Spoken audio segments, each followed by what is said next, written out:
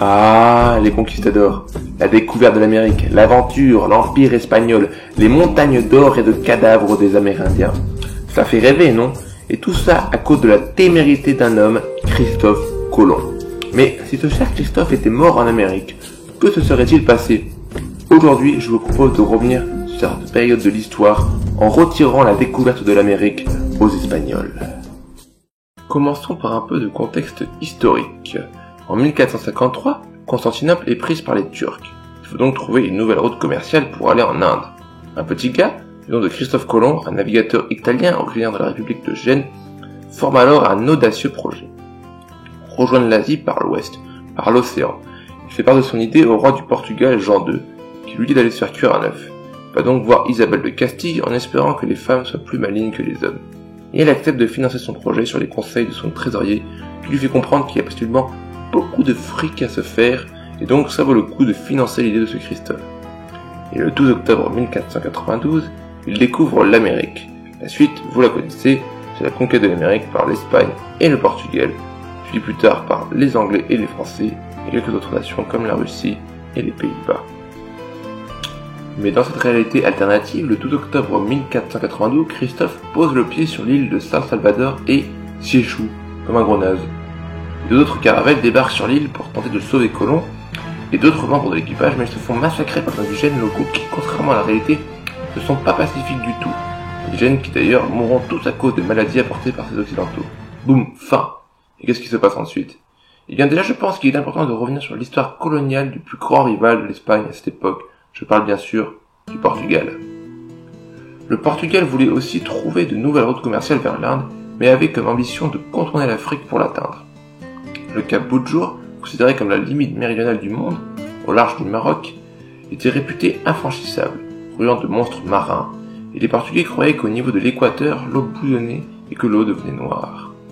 Mais en 1434, Gil Enes, un navigateur portugais, franchit le cap tant redouté et se rend compte que, en fait, tout est faux, pas de montre, pas d'eau qui bouillonne, bref, on peut passer sans risque. Les Portugais forment quelques comptoirs en Afrique pour pouvoir s'approvisionner directement en or, mais ce qui les intéresse vraiment, c'est d'aller en Inde. Et en janvier 1488, la pointe de l'Afrique est franchie par Bartholomeus Dias. Jean II, roi du Portugal, donnera d'ailleurs le nom de Cap de Bonne-Espérance, car les Portugais ont désormais bon espoir d'arriver bientôt aux Indes. Et le 20 mai 1488, Vasco de Gama arrive en Inde. Les Portugais mettent en place un empire dans l'océan Indien avec plusieurs places fortes sur les côtes, donc 6 ans après la disparition de Christophe Colomb. Après cette petite digression, revenons à notre histoire alternative. Après le fiasco de l'expédition de ce guignol de Colomb, le royaume d'Espagne n'est pas prêt de financer une nouvelle expédition. Trop risqué. Il y a fort à parier qu'ils tenteront de suivre l'exemple du Portugal.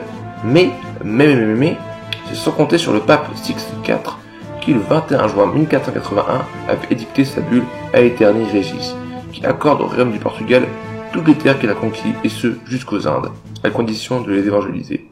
En gros, les Portugais ont le monopole sur l'Afrique. Les Espagnols ne peuvent pas former de comptoir en Afrique sans risquer que le pape leur confisque pour les donner au Portugal. Ils pourraient potentiellement demander l'autorisation aux Portugais ou leur payer un droit de passage. Et ce serait un peu la honte, tandis que passer par l'océan Arctique, c'est carrément du suicide. Les Espagnols seraient donc restés, en Espagne, et leur empire colonial s'arrête aux îles Canaries.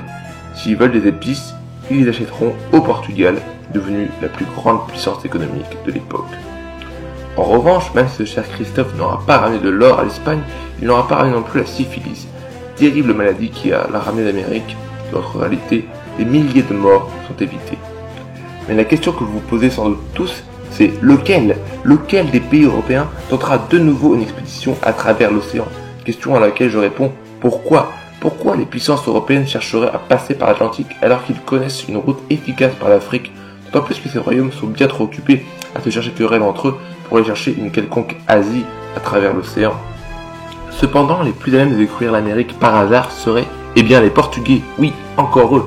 En effet, les îles du Cap-Vert, colonie portugaise, ne sont qu'à 370 lieues des côtes brésiliennes. Et exactement comme notre réalité, c'est en 1500 que Pedro Alvarez Cabral, voulant rejoindre les Indes en contournant l'Afrique, fait un trop grand écart et découvre une terre inconnue qu'il nomme l'île de la Vraie Croix, qui n'est autre que le Brésil. Mais pensant que ce n'est qu'une grosse île, il continuera son voyage vers l'Inde. Eh bien oui, Pedro n'imagine pas arriver en Asie, comme l'avait fait Sir Christophe 8 ans plus tôt, car il sait que l'Inde se trouve plus à l'est, il vient de mettre les pieds sur un nouveau continent sans s'en rendre compte.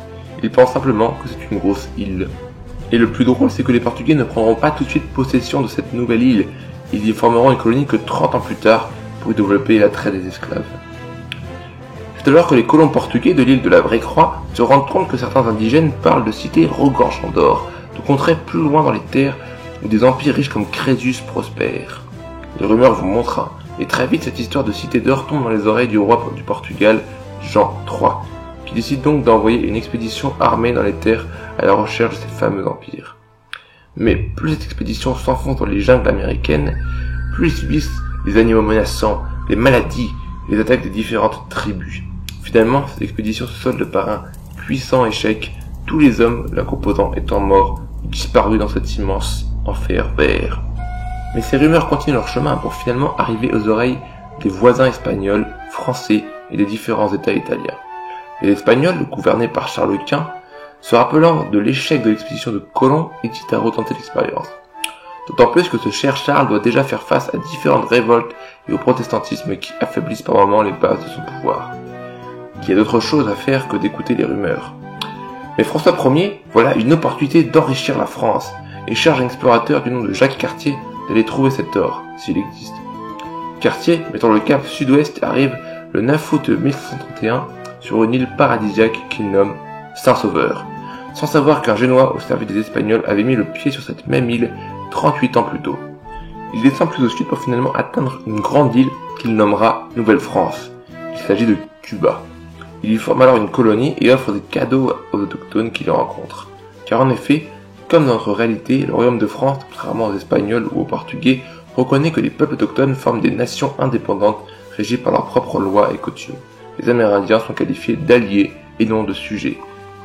Car les Français veulent s'implanter durablement en Nouvelle-France, et les relations amicales avec les autochtones seront déterminantes dans ce projet. Ces Indiens confirment d'ailleurs qu'il y aura des cités gorgées d'or plus à l'ouest, mais gardées par un puissant empire. Se frottant les mains, l'explorateur rentre raconter la bonne nouvelle à François Ier, qui est le roi de France, je vous le rappelle.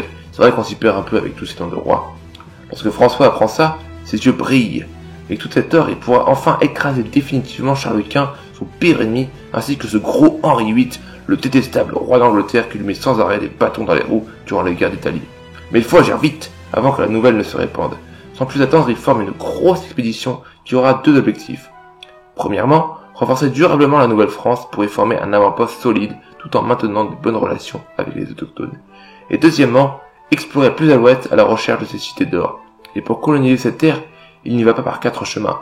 Diminution des taxes et promesse des richesses pour tout Français désirant s'installer là-bas. C'est donc en 1532 qu'une grosse expédition d'une dizaine de navires menée par Cartier part pour le pays de l'or, comme l'appelle désormais le peuple. Mais cette grosse expédition n'est pas passée inaperçue, surtout auprès des Anglais. Henri VIII forme lui aussi une expédition, plus petite, de seulement 3 navires pour explorer l'ouest. Le 27 juillet 1532, l'expédition de Cartier accoste sur la Nouvelle-France avec une centaine de colons et une grosse armée. Les relations avec les Indiens sont restées stables, mais les maladies ont fait des ravages des deux côtés. Après avoir déposé la populace, l'armée fait voile vers l'ouest en suivant la côte pour finalement accoster au Yucatan où il rencontre le puissant empire Inca. Et oui, dans notre réalité, cet empire était en pleine extension à l'arrivée des conquistadors espagnols, qui l'ont anéanti. Mais là, personne pour l'arrêter. L'empire a conquis les peuplades jusqu'à atteindre les quelques cités mayas qui avaient perduré jusque-là. Après en avoir fait qu'une bouchée, son avancée s'est trouvée stoppée par une autre nation tout aussi redoutable, l'empire aztèque. Les Français accostent donc sur les côtes des Mayas totalement soumis aux Incas. Après quelques échanges, Cartier comprend qu'il a affaire à un empire bien plus puissant qu'il ne le pensait. Il préfère donc demander une audience à l'empereur, ou du moins à son représentant. Un message est donc envoyé à Cusco, la capitale de l'empire. Pendant ce temps, ils sont accueillis par les nobles de la région de la ville de Chichen Itza. Désolé pour les Incas et les Mayas qui m'écoutent pour ma mauvaise prononciation. En guise de bienvenue, il leur offre des bijoux en or. Ça y est, de l'or. Enfin de la vraie or. Toutes ces rumeurs étaient donc vraies. Le capitaine Jean qui dirige les troupes françaises ne peut s'empêcher de demander aux nobles s'ils ont d'autres objets brillants. Ce à quoi les nobles répondent oui et leur montrent une pièce remplie d'or. Tout cet or monte à la tête des soldats qui la voient et qui se jettent dessus en poussant des cris de victoire, tels que Maya, ne comprenant pas ces réactions, tente de se mettre au travers de la route des Français. Et c'est là que le drame a lieu. Un soldat tue Amaya un coup de feu part, notre soldat se croyant attaqué réplique et c'est la boucherie. L'empereur Inca, Atahualpa, qui a appris la nouvelle de l'arrivée des étrangers, était en train de préparer son départ en grande pompe lorsqu'un autre message arrive avec une nouvelle choquante. Ces étrangers ont pris possession de la ville de Chichen Itza et ont massacré une grosse partie de la population. De plus, il y avait des armées magiques faisant un bruit semblable au tonnerre et tirant des projectiles mortels. Ils sont revêtus de vêtements brillants de toutes parts, armés de longs couteaux et auraient une peau très pâle. Mais quelles sont donc ces créatures, se demande l'empereur? Des esprits malfaisants? Un fléau envoyé par les dieux? Voire des dieux en personne? La prudence pousse Atahualpa à aller à la rencontre de ces étrangers avec une armée de plus de 10 000 hommes. Le capitaine Jean regarde le fumet se dissiper tout en réfléchissant aux récents événements. En regardant les milliers de cadavres et les montagnes d'or que les soldats chargent sur leur dos, il se demande s'ils font bien d'abandonner cette ville gagnée aussi facilement. En effet, Cartier, devant la fièvre de l'or des hommes, a jugé bon de quitter cette ville avant l'arrivée de l'empereur. Plusieurs Mayas survivants leur ont parlé de la vengeance de leur dieu empereur qui est une armée de plusieurs centaines de milliers de guerriers. Ils ne feront jamais le poids face à un si grand nombre, et le sac de Chichen Itza sera forcément vu comme un acte de guerre selon lui. Il préfère partir et revenir mieux préparé. Pendant ce temps, l'expédition anglaise arrive au niveau des îles turques et caïques, et ils fondent leur première colonie américaine. Puis ils explorent Haïti, la Jamaïque, pour enfin accoster au niveau de l'actuel Honduras. Comme les Français, ils sont reçus par les nobles Incas, et un message est envoyé à l'empereur, qui était justement loin de là, en train d'aller vers le Yucatan. Les Anglais sont donc amenés à l'empereur en personne, ils sont alors impressionnés par le nombre d'hommes à ses ordres. Devant eux s'étendent à perte de vue des guerriers armés jusqu'aux dents.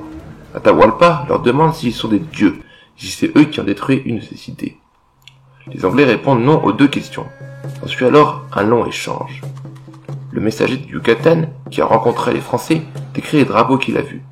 Ni une ni deux, les Anglais comprennent que c'est encore ces sales grenouilles de Français qui les ont devancés. Leur discours change alors soudain, et le capitaine William dit d'une voix forte. « Nous sommes des envoyés de Dieu, mais les étrangers qui vous avez vus avant sont des démons malfaisants, mais non immortels. La prochaine fois, n'hésitez pas à les attaquer. » Il tire un coup en l'air pour appuyer son propos. Coup de feu qui fera sursauter tout le monde. Atahualpa leur offre de nombreux cadeaux, dont beaucoup d'or, tandis que les Anglais demandent s'ils peuvent partir avec quelques Incas pour les montrer à leur roi. Et voilà, c'est la fin de cette vidéo. J'espère que vous aura plu. Quelle sera la suite de l'histoire? Les Incas vont-ils attaquer les Français? Les Anglais vont-ils tenter de s'allier aux Incas? Les Portugais vont-ils retenter une expédition? Tout cet or ramené va-t-il influencer le cours des guerres européennes de ce début de siècle mouvementé? N'hésitez pas à écrire la suite dans les commentaires, ça me ferait vraiment plaisir de les lire. En tout cas, n'oubliez pas de vous abonner et de mettre un petit pouce en l'air. Je vous dis à plus pour une nouvelle vidéo.